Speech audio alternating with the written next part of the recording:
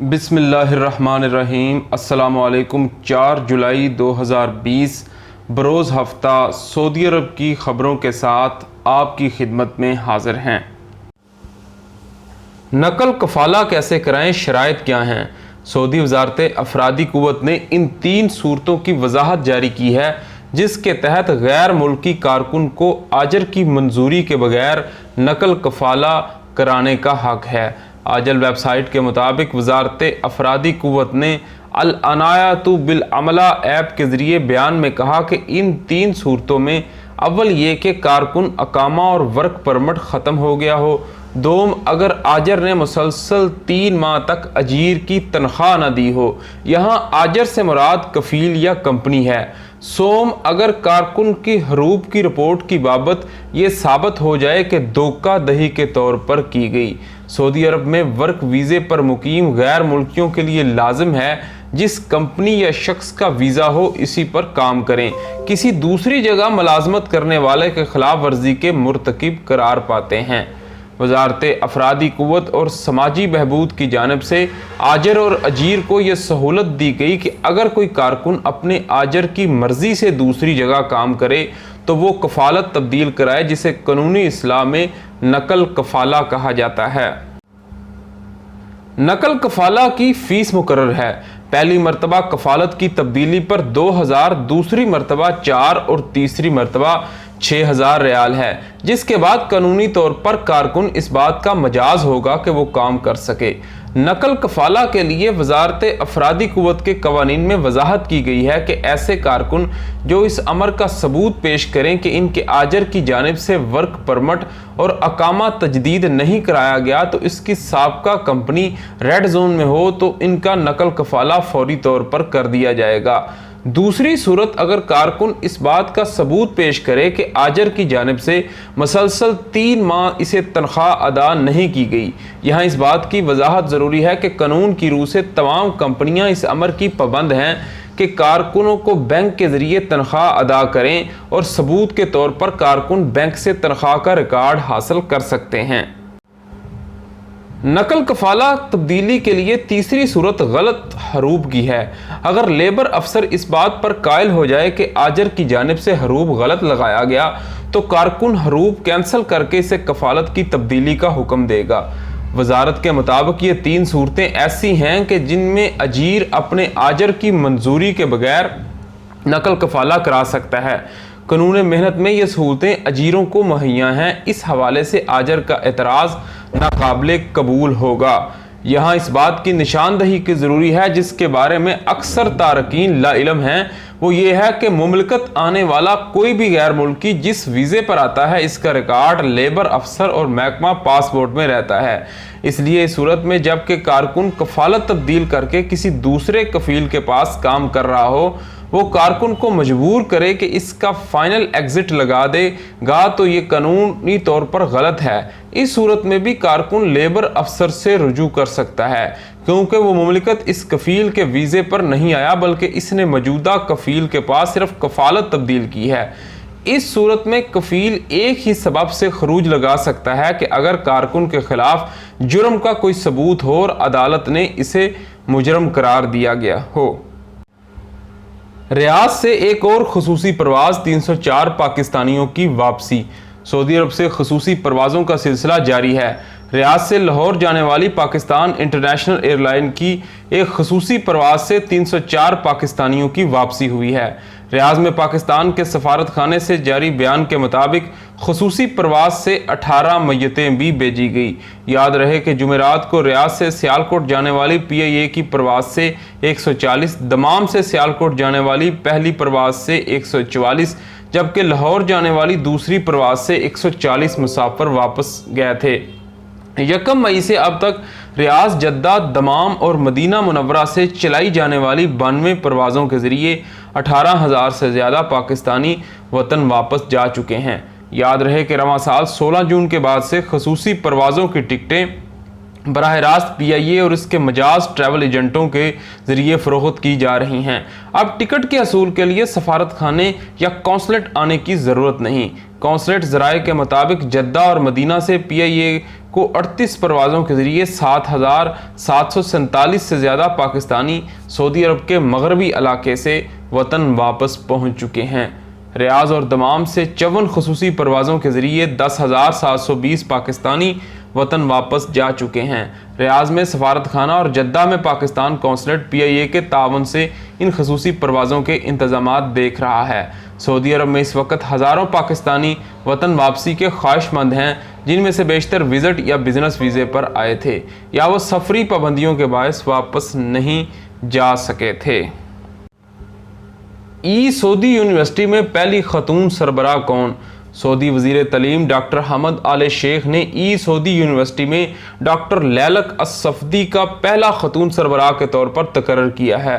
العربیہ net کے مطابق وزیر تعلیم نے 5 یونیورسٹیوں کے سربراہوں کے تقرر کیے، احکامات جاری کیے۔ ان میں الصفدی واحد خاتون سربراہ ہیں۔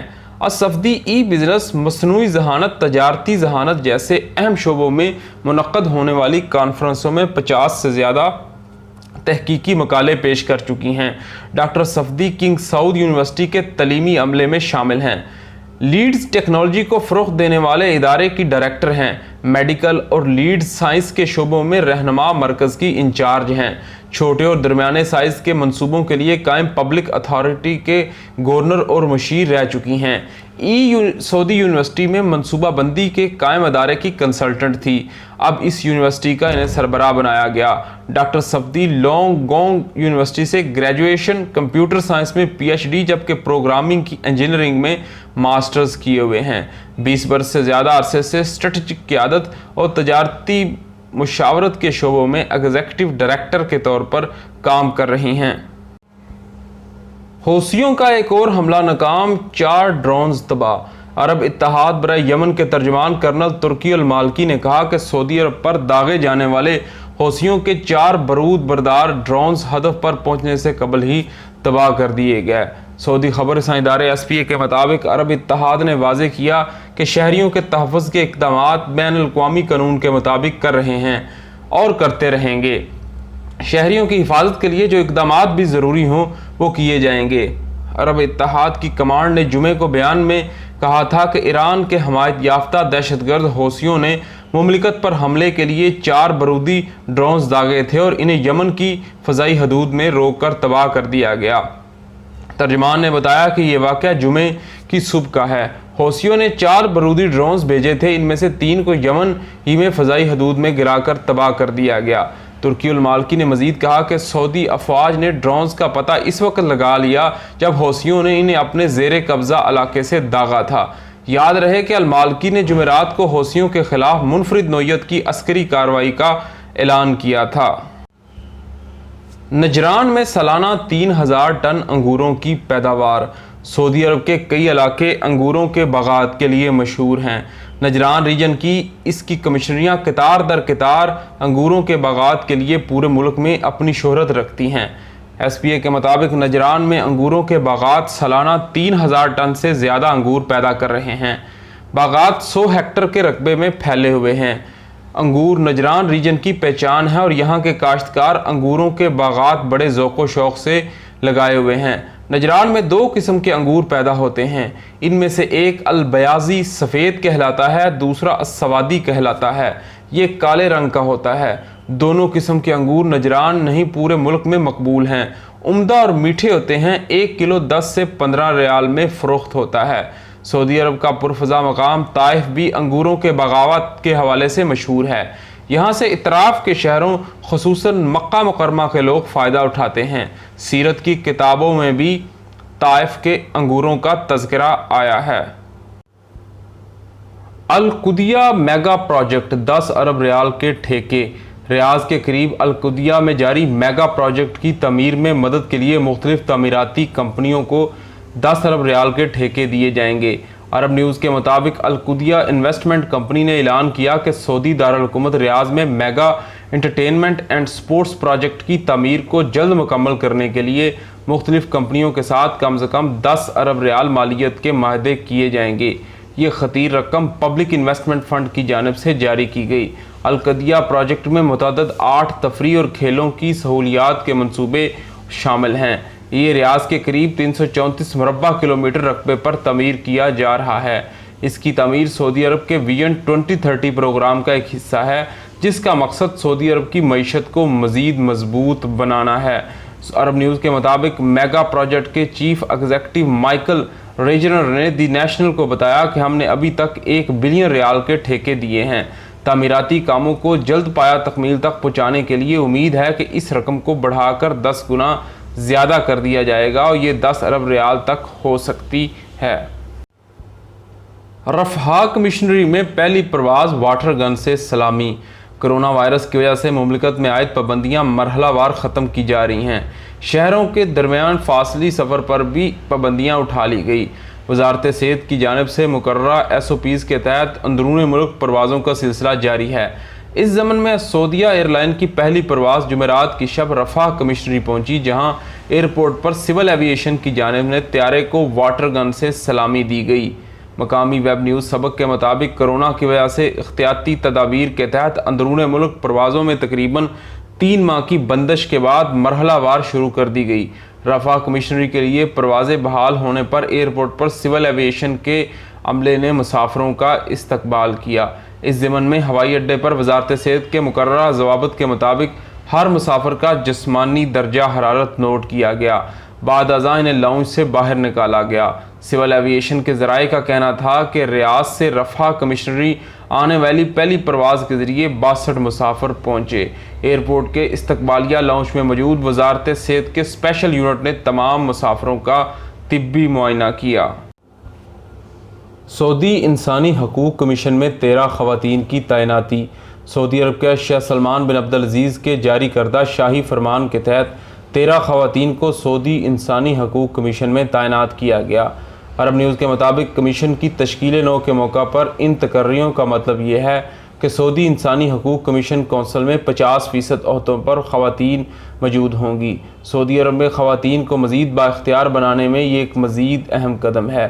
اس موقع پر ہیومن رائٹس کمیشن کونسل کے سربراہ ڈاکٹر عواد بن صالح الحواد نے کہا کہ ہیومن رائٹس کمیشن کونسل سعودی عرب میں کل ممبران کی تعداد 26 ہے، جن میں سے 13 خواتین کو شامل کیا گیا۔ سعودی قیادت کی جانب سے خواتین کو مختلف شعبوں میں اعلیٰ عہدیداروں پر فائز کرنے کی کوشش کا حصہ ہے۔ ڈاکٹر عواد بن صالح نے شاہ سلمان بن عبدالعزیز اور ولی عہد شہزادہ محمد بن سلمان کا کمیشن کونسل کی تشکیل نو پر شاہی فرمان جاری کرنے پر شکریہ ادا کیا۔ یہ کونسل آئندہ 4 سال کی مدت کے لیے خدمات انجام دے گی۔ العواد نے کہا کہ سعودی قیادت کی حمایت اور رہنمائی سے انسانی حقوق کمیشن کے مشن کو مزید ترقی ملے گی۔ اس سے سعودیوں اور مقیم غیر ملکیوں کے حقوق کو فروغ ملے گا۔ اس کے ساتھ ہمیں اجازت دیجیے۔ آپ کے قیمتی وقت کا شکریہ۔ اللہ حافظ۔